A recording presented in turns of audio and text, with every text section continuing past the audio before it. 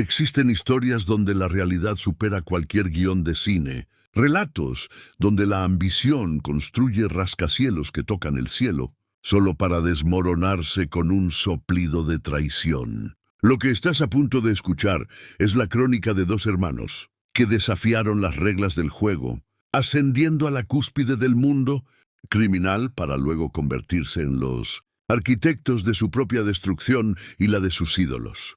Prepárate, porque este relato te llevará desde las calles gélidas de Chicago hasta las sierras peligrosas de México, en un viaje sin retorno.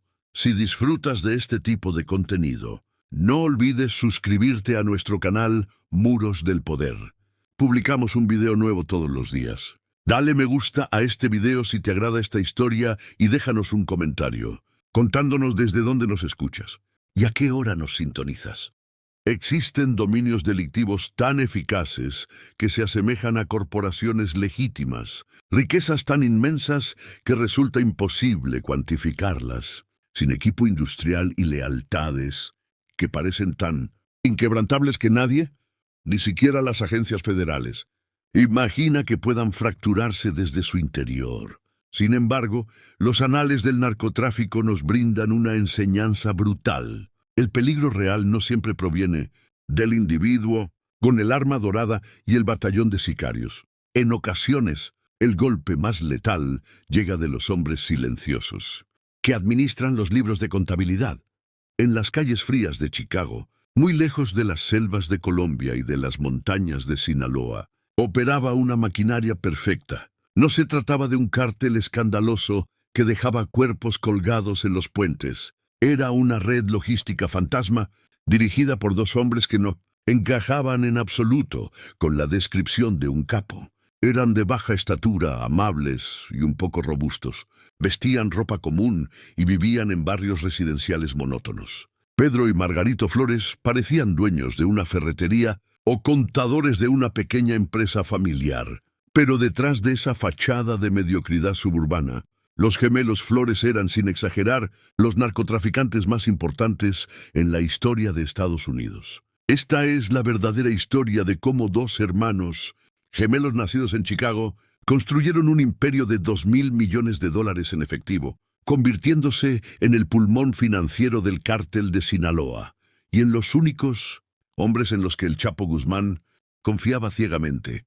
Y es la crónica de cómo esa confianza se transformó en la traición más devastadora de todos los tiempos. La historia de cómo estos dos hombres de negocios decidieron caminar voluntariamente hacia la DEA, esconder grabadoras en sus bolsillos y arriesgar la vida de toda su familia para destruir al narco más poderoso del planeta. Para entender cómo dos chicos de barrio terminaron sentados a la mesa con los monstruos más grandes del crimen organizado, primero debemos entender dónde nacieron. Porque los Flores no fueron reclutados por el cártel. Ellos nacieron en el negocio. Pedro y Margarito nacieron en 1981 en Little Village, el corazón de la comunidad mexicana en Chicago, un barrio vibrante y trabajador, pero también el epicentro de la distribución de drogas en el Medio Oeste. A diferencia de otros narcos que entran al crimen por desesperación o pobreza extrema, los gemelos entraron por herencia. Su padre, Margarito Flores Sr., era un traficante de la vieja escuela. No era un capo, era un operador medio que movía marihuana y heroína desde México hacia Chicago en los años 80 y 90. Desde que tenían 7 años, los gemelos no jugaban con carritos de juguete. Acompañaban a su padre a hacer mandados. Aprendieron a contar fajos de billetes antes que a dividir en la escuela. Aprendieron a detectar policías encubiertos antes de aprender a conducir. Y lo más importante, aprendieron que el silencio es la mercancía más valiosa en este negocio. Cuando su padre fue arrestado y deportado a México, la mayoría de los hijos se hubieran alejado del crimen. Pero Pedro y Margarito vieron una oportunidad de mercado. Se dieron cuenta de que la vieja generación de narcos, la generación de su padre, era ineficiente. Perdían mucho producto, llamaban mucho la atención y no sabían negociar. Los gemelos tenían una visión diferente. Querían aplicar la lógica de Walmart al narcotráfico. Volumen masivo, márgenes de ganancia ajustados, logística impecable y cero violencia innecesaria. A los 20 años, mientras sus amigos de la escuela trabajaban en cadenas de comida rápida o iban a la universidad comunitaria, los Flores ya estaban moviendo toneladas, pero tenían un problema.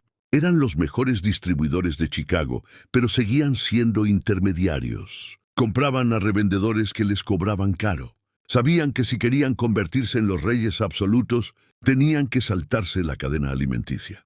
Tenían que ir directamente a la fuente. Y en 2005, la fuente tenía un nombre que se susurraba con terror en todo México. Joaquín Guzmán lo era. Su decisión de viajar a las montañas del Triángulo, Dorado para buscar una audiencia con el cártel de Sinaloa, fue una apuesta suicida. Dos gringos de Chicago sin armas, sin ejército, entrando en la guarida del lobo para proponer un negocio. Lo que sucedió en esa reunión cambiaría el tráfico de drogas global para siempre. El año era 2005. Pedro y Margarito Flores tenían 24 años. En Chicago ya eran príncipes locales del narcotráfico, moviendo millones de dólares y controlando barrios enteros sin disparar una sola bala. Pero sabían que para convertirse en emperadores tenían que cruzar una línea invisible y terrorífica. Tenían que dejar la seguridad de los Estados Unidos y viajar al corazón de la bestia, las montañas de la Sierra Madre Occidental, el infame Triángulo Dorado de México. Para entender la locura de esta decisión, hay que entender el contexto.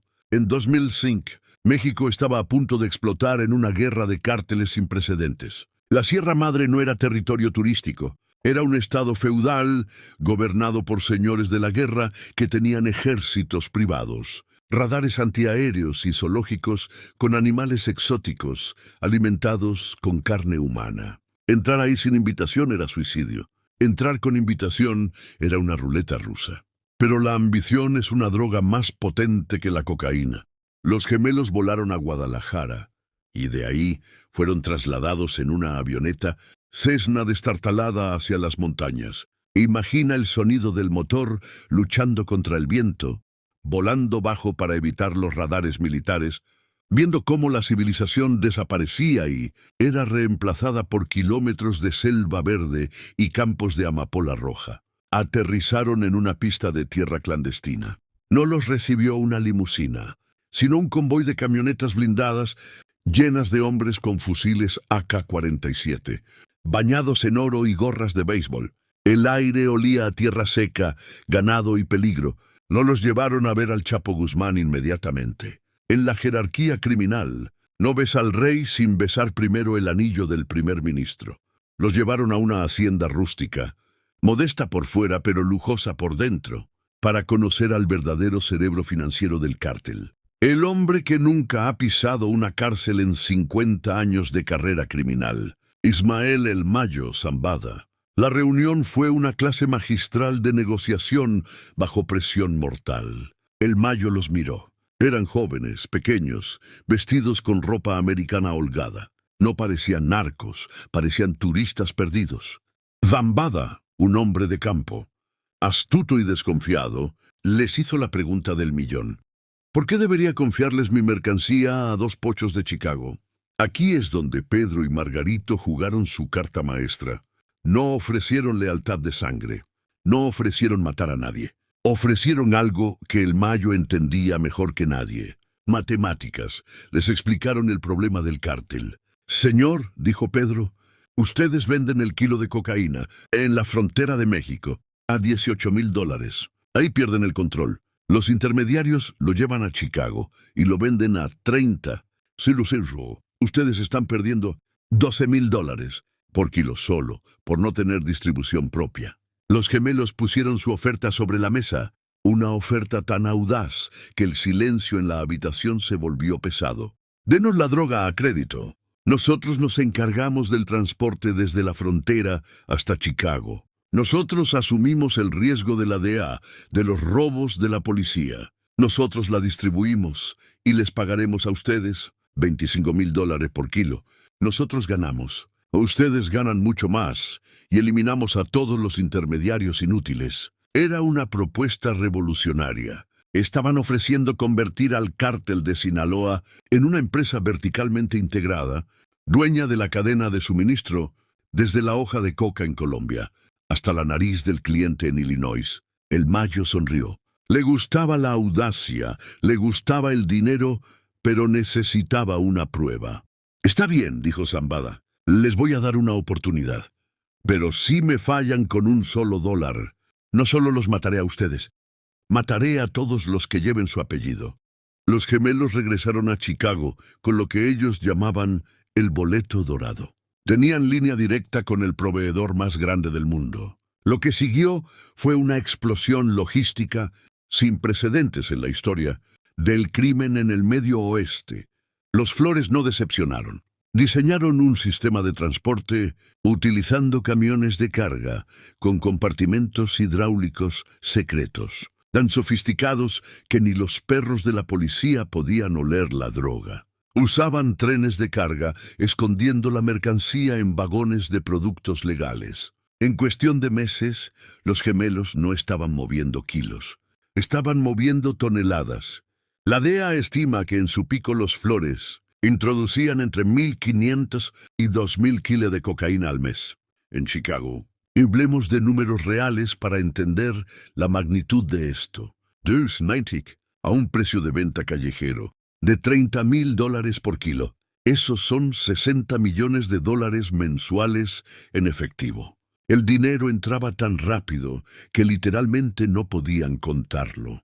Tuvieron que comprar máquinas contadoras de billetes industriales, las mismas que usa la Reserva Federal. Tuvieron que contratar a equipos de personas cuyo único trabajo 8 horas al día era contar billetes de $20 y $100, empaquetarlos al vacío y esconderlos en las paredes de casas seguras. Los gemelos se convirtieron en leyendas en Sinaloa. Cumplían siempre, pagaban a tiempo, nunca perdían una carga. El Mayo Zambada empezó a llamarlos mis sobrinos. Pero el éxito atrajo la atención del jefe máximo, el hombre que vivía en las sombras, el hombre que era más mito que humano. Joaquín El Chapo Guzmán quería conocer a los genios de Chicago. En 2006, los gemelos recibieron otra llamada. El tío quiere verlos. Esta vez no sería una reunión de negocios, tranquila con el Mayo. Sería una audiencia con un hombre paranoico, impulsivo y obsesionado con el poder absoluto. Los gemelos viajaron de nuevo a las montañas, sintiéndose los dueños del mundo. Iban a conocer a la leyenda, iban a consolidar su lugar en la historia. No sabían que al estrechar la mano del Chapo, Guzmán estaban firmando su propia sentencia de muerte. Porque el Chapo no buscaba socios, buscaba súbditos. Y cuando los gemelos vieron la verdadera cara del monstruo, cuando vieron la violencia casual, los asesinatos por capricho y la locura que rodeaba al líder del cártel, el miedo empezó a nacer en sus estómagos, un miedo frío y constante que eventualmente los llevaría a cometer la traición definitiva. La reunión con el Mayo Zambada había sido un examen de negocios frío y calculador, pero la reunión con Joaquín El Chapo Guzmán fue algo completamente diferente. Fue una ceremonia de iniciación religiosa. Los gemelos Flores esperaron durante horas en una pista de aterrizaje clandestina en medio de la nada, rodeados por un silencio sepulcral que solo rompía el viento de la sierra. Sabían que estaban siendo observados por francotiradores invisibles escondidos en la maleza. En el mundo de Chapo, la impuntualidad es una herramienta de poder. Te hace esperar para recordarte quién controla el tiempo. Finalmente, el sonido de rotores rompió la calma. Un helicóptero descendió levantando una nube de polvo rojo. De él bajó un hombre de unos 1,68 metros, vestido con una gorra de béisbol y un rifle AK-47 colgado al hombro, como si fuera una mochila escolar. Ahí estaba el hombre más buscado del planeta, la leyenda. Chapo no les dio la mano como un empresario, los abrazó. Un abrazo fuerte, paternal, que heló la sangre de los gemelos. «Mis paisanos», él gritó con una sonrisa que no llegaba a sus ojos. «Me han dicho que ustedes son los reyes de Chicago». En esa reunión, sentados en equipales de cuero, bajo una palapa rústica, se selló el destino del narcotráfico norteamericano. Chapo estaba impresionado por los números. Estos dos muchachos de 24 años movían más producto que sus mejores lugartenientes veteranos. Guzmán Loera hizo una oferta que desafiaba toda lógica económica. Voy a bajarles el precio, dijo. Ya no pagarán 25,000, pagarán 23,000 por kilo. Pero quiero que inunden las calles. Quiero que Chicago sea territorio exclusivo de Sinaloa. Quiero que destruyan a la competencia. Los gemelos aceptaron. ¿Qué otra opción tenían? No se le dice no al diablo en su propia casa. Regresaron a Estados Unidos no como traficantes, sino como virreyes. Los años 2006 y 2007 fueron una alucinación de exceso. Imagina tener 25 años y ganar literalmente $1,000,000 al día. No al año, al día. Pedro y Margarito vivían en una realidad paralela. Compraban relojes Rolex President de oro macizo por docenas, no para usarlos, sino para regalarlos como propinas. Compraban flotas de autos de lujo, Bentleys, Ferraris, Maseratis, y los cambiaban cada mes porque se aburrían del color. Sus esposas vivían como reinas de la mafia, gastando fortunas en boutiques de la Milla Magnífica de Chicago, pagando todo en efectivo, sacando fajos de billetes de bolsas de diseñador, sin siquiera mirar las etiquetas de precio. Pero el dinero trajo consigo una paranoia asfixiante. Su sistema logístico era tan grande que tuvieron que convertir casas enteras en bóvedas. Derribaban las paredes de yeso de residencias suburbanas normales, las llenaban con bloques de dinero sellado al vacío y volvían a pintar. Dormían sobre millones de dólares, literalmente. Sin embargo, en el silencio de la noche, cuando la fiesta terminaba, los gemelos empezaban a sentir el peso de la corona. Sabían que la DEA estaba ahí afuera. Veían autos estacionados en su calle. Escuchaban clics en sus teléfonos. Pero el miedo real no venía de la policía americana. El miedo real venía del sur. En 2008, el frágil equilibrio de poder en México se rompió con el sonido de una explosión. La Federación de Sinaloa, la alianza que había mantenido la paz entre los capos, se fracturó. Los hermanos Beltrán Leiva, antiguos aliados y primos del Chapo, le declararon la guerra a muerte a Guzmán Loera. Fue una guerra civil brutal. Cuerpos decapitados empezaron a aparecer en las plazas de México, y los gemelos Flores, que hasta ese momento habían sido simples logísticos neutrales, recibieron la llamada que más temían. Era la voz de Chapo. Ya no era el tío amable que daba abrazos, era el general en guerra. Tienen que escoger, dijo la voz al otro lado del teléfono satelital. O están conmigo o están con Arturo Beltrán Leiva. Si compran un solo kilo a los Beltrán, los consideraré traidores. Y ustedes saben lo que les pasa a los traidores. En ese momento, la jaula de oro se cerró. Los gemelos se dieron cuenta de una verdad aterradora. Para el Chapo ellos no eran socios, eran peones, eran prescindibles. Si la guerra lo requería, Chapo los sacrificaría sin dudarlo un segundo. Y si los Beltrán Leiva ganaban, los matarían por ser amigos del Chapo. Estaban atrapados entre dos trenes, a punto de chocar. La presión se volvió insoportable. Pedro Flores, el más calculador de los dos, miró a su hermano y dijo lo impensable. Miró a sus hijos jugando en el jardín de su mansión, ajenos a que su padre era uno de los criminales más buscados del mundo, y tomó una decisión. No vamos a sobrevivir a esto, Margarito. O nos mata Chapo, o nos mata Arturo, o nos pudrimos en una cárcel americana para siempre. Tenemos que salir ahora, pero en la mafia no presentas tu renuncia. Solo hay dos salidas, la muerte o la traición. Los gemelos decidieron que preferían ser ratas vivas que leones muertos. Contactaron a un abogado penalista en Estados Unidos. Su mensaje fue críptico y desesperado. Queremos hablar. Tenemos algo que les interesa. Tenemos a Chapo. La DEA no lo podía creer. Durante años habían intentado infiltrar el círculo interno de Sinaloa y habían fracasado. Y ahora, los dos operadores más grandes del cártel, los dueños de la logística, se estaban ofreciendo en bandeja de plata, pero había una condición terrible que la Fiscalía americana exigió para garantizarles inmunidad y protección a sus familias. No nos sirve su testimonio, dijeron los agentes federales. Cualquiera puede hablar en un juicio. Necesitamos pruebas. Necesitamos su voz. Necesitamos que vuelvan a trabajar. Necesitamos que graben al Chapo Guzmán confesando sus crímenes. Los gemelos palidecieron. Les estaban pidiendo que volvieran a la boca del lobo, pero esta vez con un micrófono escondido en el bolsillo. Un solo error, una mirada nerviosa, un registro corporal inesperado, y serían torturados hasta la muerte. Era una misión suicida, pero era la única manera de salvar a sus esposas y a sus hijos. Muchas gracias por escuchar hasta aquí.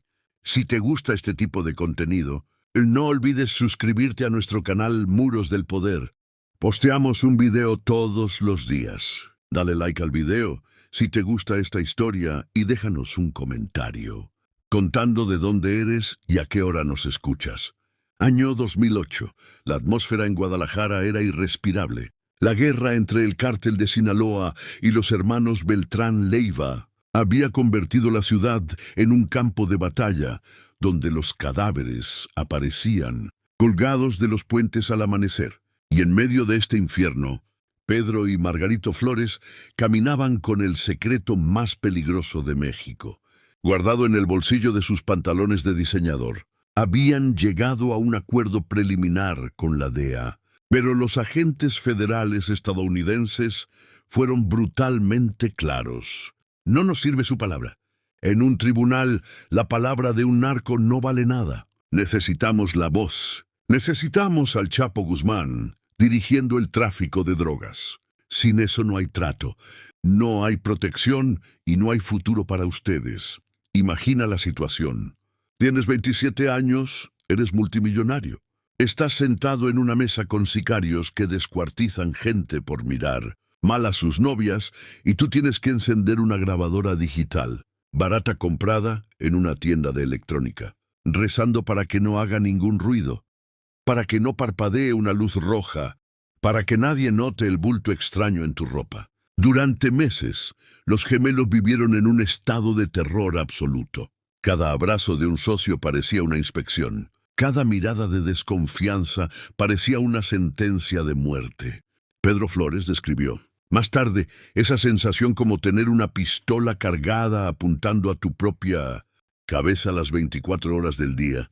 Pero faltaba la pieza clave. Tenían grabaciones de mandos medios, tenían grabaciones del Mayo Zambada hablando de logística, pero el Chapo, fiel a su naturaleza paranoica, era un fantasma. Rara vez hablaba por teléfono y cuando lo hacía usaba códigos indescifrables o teléfonos encriptados que cambiaba cada 2 días. La DEA presionaba: consigan al Chapo o el trato se cancela. Fue entonces cuando Pedro Flores decidió jugarse la vida en una sola llamada telefónica. Sabía que Chapo estaba obsesionado con los detalles del negocio en Chicago.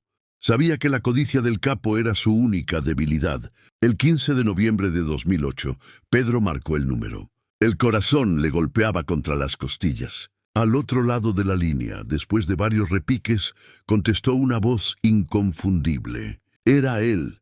La conversación que siguió es quizás la evidencia más devastadora en la historia del crimen organizado. Pedro no habló de clima, ni de mujeres, ni de política. Fue directo al grano, provocando al Chapo para que diera una orden explícita. «Señor», dijo Pedro con la voz temblando imperceptiblemente, «la gente aquí en Chicago está preguntando por la mercancía, pero el precio que nos dieron la última vez, los 55,000 por el kilo de heroína, es muy alto.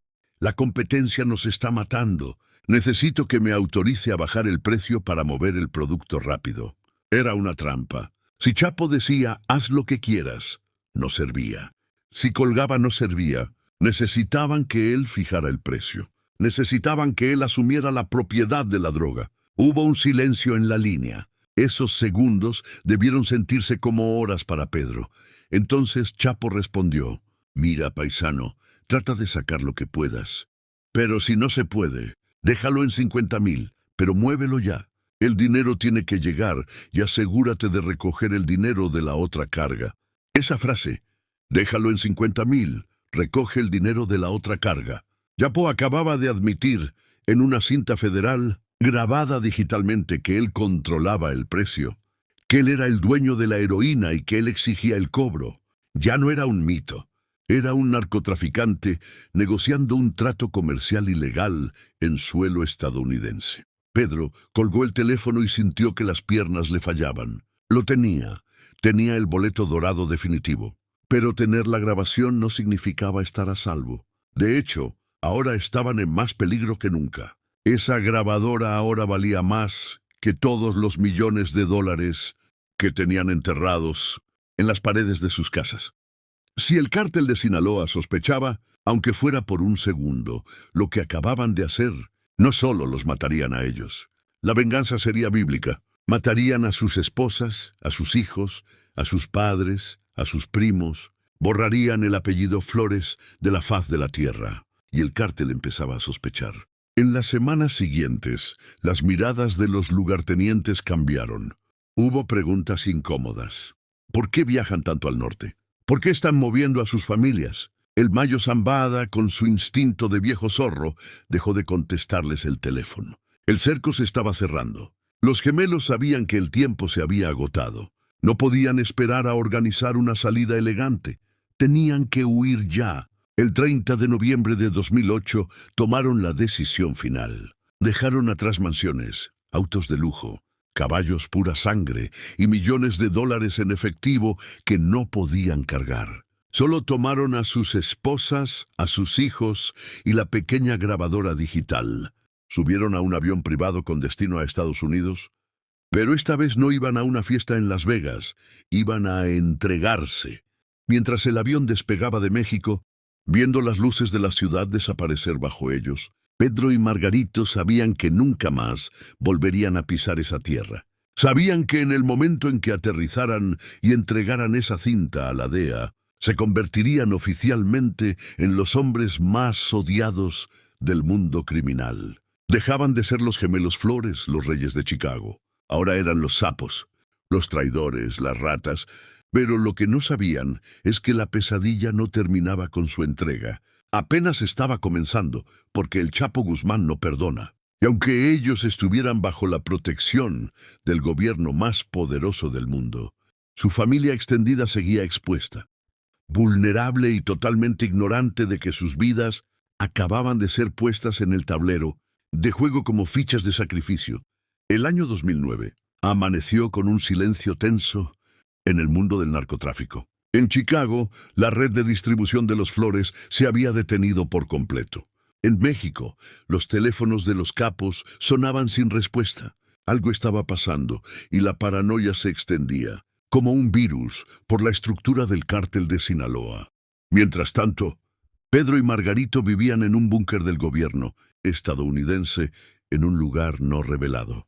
Ya no llevaban relojes de oro, ni conducían Ferraris. Pasaban sus días en habitaciones grises, rodeados de agentes federales y fiscales, vomitando cada secreto, cada ruta, y cada número de teléfono y cada nombre que habían memorizado en los últimos 10 años. Su cooperación fue devastadora. Fue una hemorragia de inteligencia sin precedentes.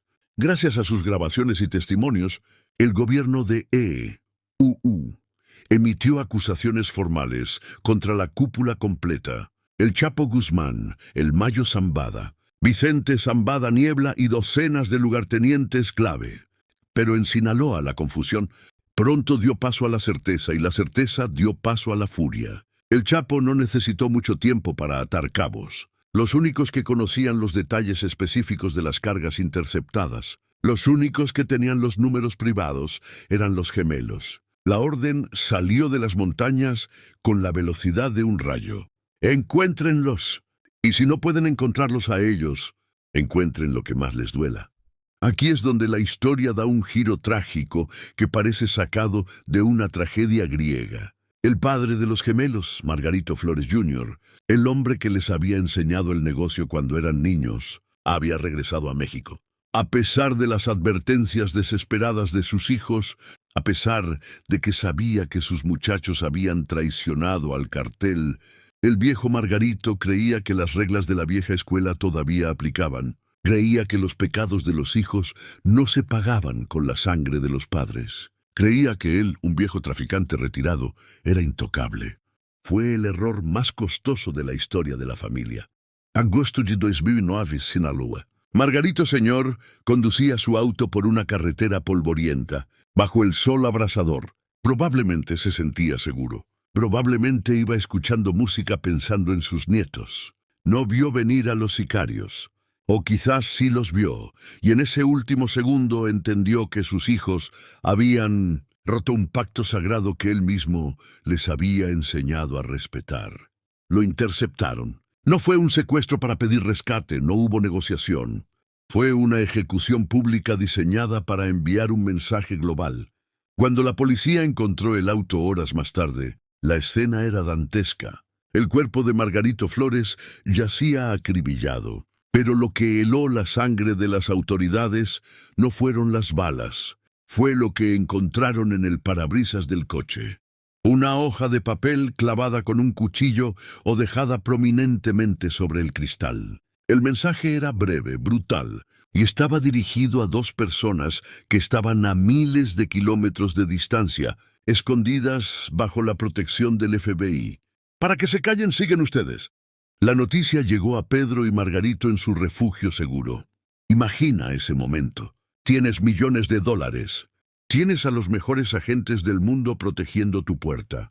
Has derribado al cartel más poderoso del planeta, pero no pudiste salvar a tu propio padre. El dolor fue absoluto, pero junto con el dolor vino una realización aterradora. La protección de testigos tiene límites. El gobierno podía darles nombres nuevos, podía operarlos para cambiar sus rostros, podía esconderlos en pueblos olvidados de Nebraska o Idaho, pero no podía proteger a todos los que alguna vez habían conocido.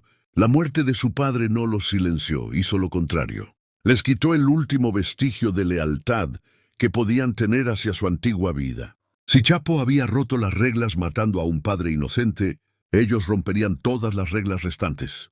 Decidieron ir all in, entregaron absolutamente todo. No se guardaron ni un centavo ni un nombre.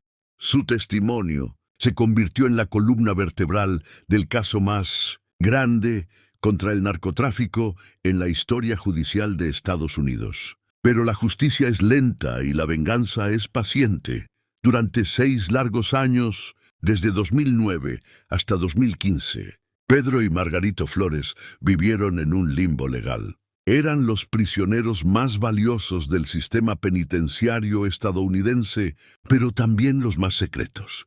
No estaban en una cárcel común, estaban en unidades de segregación administrativa de máxima seguridad, moviéndose constantemente para evitar que los sicarios de Sinaloa, que tienen tentáculos incluso dentro de las prisiones federales, cumplieran la promesa de venganza escrita en el parabrisas del auto de su padre. Mientras el mundo exterior especulaba sobre su paradero, los gemelos trabajaban incansablemente. Su cooperación no terminó con la entrega de las grabaciones. Se convirtieron en enciclopedias vivientes del narcotráfico. Decodificaron libros de contabilidad, explicaron rutas de lavado de dinero que la DEA ni siquiera sabía que existían y entregaron las identidades de operadores en Vancouver, Los Ángeles, Nueva York y Guadalajara. Pero en 2015 llegó el momento de pagar su propia deuda con la sociedad. El juez federal Rubén Castillo en Chicago tenía ante sí un dilema moral imposible. Frente a él estaban 2 hombres que habían introducido, según sus propios cálculos conservadores, más de 60 toneladas de cocaína en Estados Unidos. Eran responsables de destruir miles de vidas con la adicción. En circunstancias normales, la sentencia obligatoria para alguien de su nivel era una sola cadena perpetua: morir en prisión. Sin embargo, el fiscal se puso de pie y dijo algo que dejó atónita a la sala. Sin la ayuda de estos 2 hombres, nunca habríamos podido tocar a la cúpula del cártel de Sinaloa. Su cooperación ha sido devastadora para el crimen organizado. El juez Castillo tomó una decisión que generó titulares furiosos en todo el país. No les dio cadena perpetua, no les dio 30 años, les dio 14 años de prisión. Si restabas el tiempo que ya habían pasado bajo custodia y el buen comportamiento, eso significaba que estarían libres en menos de 5 o 6 años. La opinión pública estalló. ¿Era justicia? 60 toneladas de veneno. ¿Valen solo 14 años si delatas a tus amigos? Para las familias de los adictos muertos por sobredosis en Chicago fue un insulto. Para los gemelos fue el trato del siglo. Habían cambiado una vida entera tras las rejas por una oportunidad de segunda vida. Pero el verdadero precio de esa sentencia no se pagó en años de cárcel. Se pagó en el estrado de los testigos 3 años después, diciembre de 2018. Corte Federal de Brooklyn, Nueva York. El juicio de Joaquín El Chapo Guzmán. El gobierno de Estados Unidos había extraditado finalmente al capo y ahora necesitaba clavarlo. Necesitaba un testigo estrella que pudiera mirarlo a los ojos y decir, él era el jefe. Él dio las órdenes. Pedro Flores fue el elegido. Imagina la escena. La sala del tribunal está blindada como un búnker. Hay francotiradores en los techos de los edificios adyacentes. El puente de Brooklyn se cierra cada vez que transportan al prisionero. Y en el centro de todo, sentado en la mesa de la defensa, está el Chapo. Ya no es el hombre todopoderoso de las montañas con su AK-47. Es un hombre pequeño vestido de traje que toma notas frenéticamente. Cuando Pedro Flores entró en la sala, el aire se congeló. Pedro caminó hacia el estrado. Llevaba un traje azul genérico. Evitaba mirar hacia la mesa de la defensa. Sabía que ahí, a pocos metros de él, estaba el hombre que había ordenado la ejecución de su padre. El hombre que había hecho que su vida fuera un infierno de paranoia.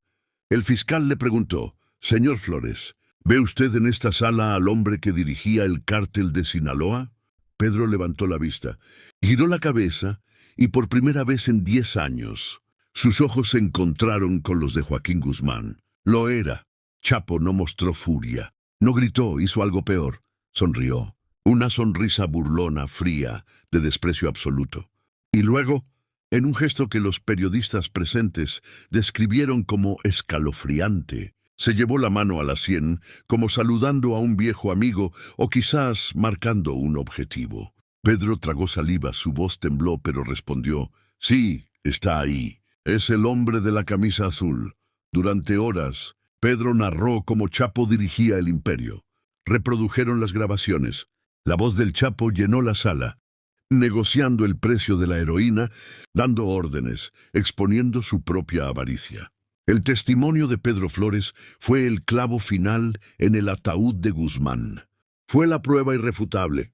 Gracias a ese día en la corte, el Chapo fue condenado a cadena perpetua más 30 años. Enviado a la prisión ADX Florence en Colorado, la cárcel Supermax de la que nadie escapa, para morir solo en una celda de concreto de 2 por 3 metros. Los gemelos habían ganado, habían destruido al monstruo, pero cuando Pedro salió de la corte ese día, no hubo celebración. Sabía que la sonrisa del Chapo no era solo arrogancia, era una promesa.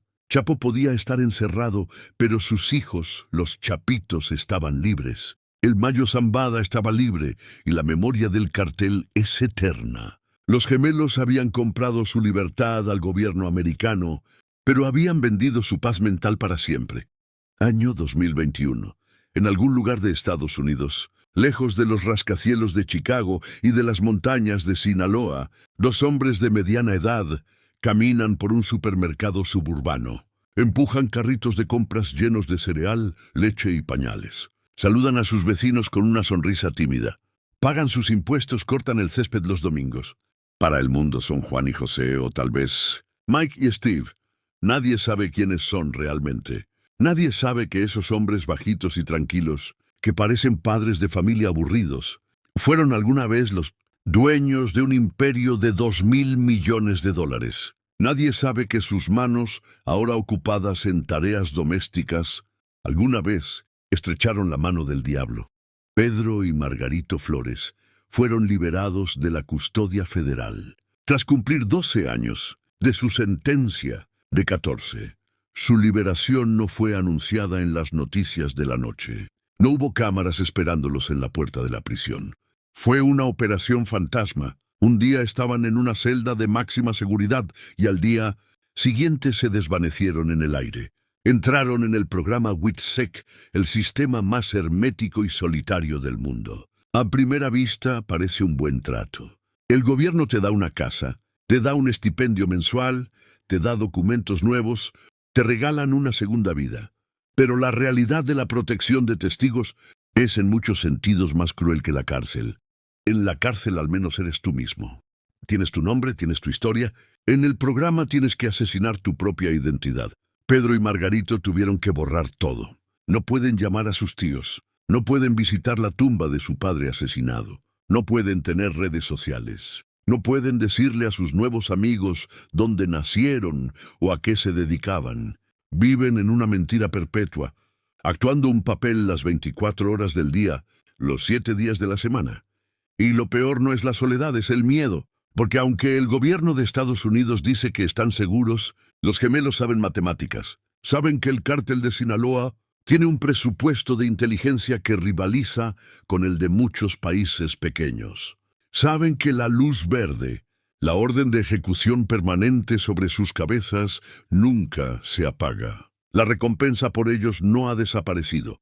Sigue ahí flotando en el submundo criminal. Millones de dólares para quien entregue la ubicación de los sapos. Imagina vivir así. Cada vez que un auto reduce la velocidad frente a tu casa, el corazón se te detiene. Cada vez que un desconocido te mira 2 veces en un restaurante, piensas, es él, es el sicario que enviaron. Cada vez que recibes un paquete que no esperabas, dudas en abrirlo. Es una tortura psicológica de baja intensidad que nunca termina. Además, su situación se complicó por sus propias esposas. En un giro irónico, las esposas de los gemelos, que también viven escondidas, escribieron un libro titulado Cartel Wives, Esposas del Cártel. Salieron en televisión con los rostros oscurecidos contando su versión de la historia. Para algunos fue un acto de valentía. Para los expertos en seguridad fue una locura. Exponerse públicamente, aunque sea con disfraces, es tentar al destino. Es gritarle al abismo esperando que el abismo no te responda. Hoy los gemelos Flores viven en lo que podríamos llamar un purgatorio dorado. No son pobres. Se rumorea que todavía tienen acceso a dinero escondido que el gobierno nunca encontró. No están presos, pero tampoco son libres. Son prisioneros de su propio pasado. Han sobrevivido al Chapo, han sobrevivido a la cárcel, han sobrevivido a la traición. Pero la pregunta que los atormenta cada noche, antes de dormir, no es si hicieron lo correcto. La pregunta es, ¿cuánto tiempo podemos tener suerte? Porque en el mundo del narco, solo necesitas tener mala suerte una vez. Un día, un segundo. Dicen que la libertad no tiene precio, pero Pedro y Margarito Flores saben que eso es mentira. La libertad tiene un precio exacto, $2.000 millones. La vida de un padre y el miedo eterno a abrir la puerta de tu propia casa. Hoy, mientras caminan por las calles de alguna ciudad anónima de Estados Unidos, los gemelos son hombres libres ante la ley. No llevan grilletes, no visten trajes naranjas y no tienen que responder ante los guardias de una prisión. Pero, ¿son realmente libres? La historia de los Flores nos obliga a hacernos una pregunta incómoda, una que va más allá del crimen y el castigo. ¿Es posible realmente salirse del narcotráfico? El gobierno de Estados Unidos los presenta como el mayor éxito en la historia de la cooperación criminal. Y en papel tienen razón. Su traición desmanteló la jerarquía del cártel de Sinaloa. Envió al Chapo Guzmán a morir en una caja de concreto en Colorado y expuso las rutas de lavado de dinero más sofisticadas del mundo. Pero si miramos de cerca, la victoria se siente vacía. El Chapo cayó, sí, pero el cártel de Sinaloa no murió. Mutó. Sus hijos, los Chapitos, tomaron el control con una violencia aún más salvaje. El Mayo Zambada, el hombre que le dio a los gemelos su primera oportunidad, sigue libre, operando desde las sombras, intocable como siempre. La hidra simplemente perdió una cabeza y le crecieron 3 más. Tienen una segunda oportunidad, algo que la mayoría de los criminales de su nivel nunca reciben. Pero es una vida de fantasmas. No pueden tener historia, no pueden tener raíces. Tienen que mentirle a cada persona nueva que conocen. Sus hijos crecerán sin saber quiénes son sus abuelos, sin saber de dónde vienen, herederos de un secreto que podría matarlos. Además, existe una duda persistente. Un rumor que circula en los pasillos de la DEA y en las calles de Chicago. ¿Realmente entregaron todo? Cuando la policía allanó sus propiedades, encontraron millones. Sí, pero los Flores movieron miles de millones. Es posible que en algún lugar, en cuentas cifradas, offshore o enterrado bajo el suelo de una granja en Illinois, todavía exista una fortuna de emergencia esperando ser desenterrada. Es la pregunta que mantiene despiertos a los fiscales y a los sicarios por igual. Porque si ese dinero existe, los Flores no son víctimas arrepentidas. Son los criminales más brillantes de la historia. Usaron al gobierno para eliminar a sus jefes. Cumplieron una sentencia corta y ahora disfrutan del retiro definitivo. Pero sea cual sea la verdad financiera, el costo humano es innegable. La historia de Pedro y Margarito Flores no es una glorificación del narco. Es una advertencia brutal. Nos enseña que la ambición desmedida es una trampa. Subieron a la cima del mundo. Tocaron el cielo con las manos. Se sentaron a la mesa de los reyes del crimen y terminaron perdiendo su identidad, su paz y a su propia sangre. El mensaje que dejaron en el parabrisas del auto de su padre, siguen ustedes. No se ha borrado con el tiempo. Sigue vigente. Es una sentencia suspendida que pende sobre sus cabezas, como una espada de Damocles invisible. Quizás mueran de viejos en sus camas, rodeados de nietos que no saben sus verdaderos nombres. O quizás, mañana o en 10 años, el pasado finalmente toque a su puerta. Porque en el mundo del cártel de Sinaloa, la memoria es larga y el perdón no existe. Esta ha sido la increíble, tensa y trágica historia de los gemelos Flores. Los arquitectos logísticos que construyeron un imperio invisible y luego lo quemaron, hasta los cimientos para salvarse a sí mismos. Si este documental te ha hecho reflexionar sobre la verdadera naturaleza del poder, la lealtad y el precio de la traición, te pido que hagas algo importante. No dejes que esta historia se pierda en el olvido. Dale like a este video para vencer al algoritmo. Suscríbete al canal y activa la campanita, porque seguiremos trayendo a la luz las historias que los poderosos prefieren mantener en la oscuridad. Y dime en los comentarios. Quiero leer tu opinión sincera.